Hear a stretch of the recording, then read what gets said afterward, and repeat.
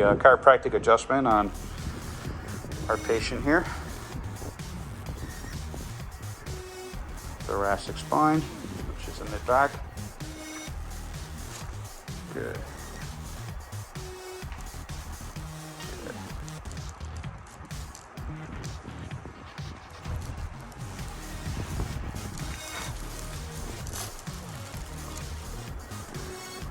I know some people get afraid of cervical adjustments. How did that feel? Was that painful at all? Completely painless. Okay, good. And now we'll go ahead and we'll turn the patient on their side and do a lumbar adjustment, which is low back.